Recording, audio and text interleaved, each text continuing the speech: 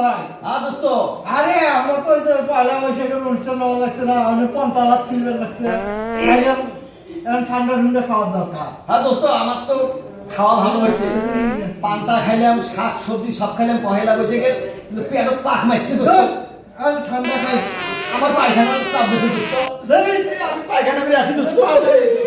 ঢাকার কি বাগা মানে দোস্ত? হায় রে হাগা। ওরে বাবা, পানি দে। আরে দোস্ত, পানি নাই দোস্ত।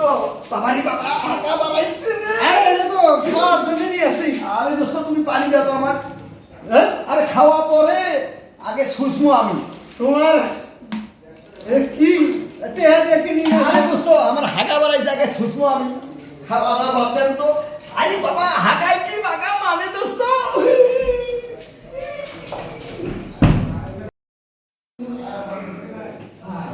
দোস্ত, শরীরটা আমার ফ্রি হয়ে গেল দোস্ত। আর দোস্ত কিন্তু জানেন, এই যে পানি দিয়ে এই পানি খাওয়া দূরের কথা, আমি শশিয়াও শান্তি পাইলাম না দোস্ত। কে এটা খাওয়া যাবে না? আরে পানি খাওয়া দূরের কথা, আমার শোষাটা ভালো হয় নাই, শশিয়াও শান্তি পাইলাম না। হায় রে। এমন কি খাই ওই যে খাওয়া বেশি হলে এই পানি খাওয়া দূরের কথা, আমি শুষিয়াও শান্তি পাইলাম না। হাগায় কি বাগা মানে, এই পানি আমি খাবো না, শুষিয়াও শান্তি পাই নাই।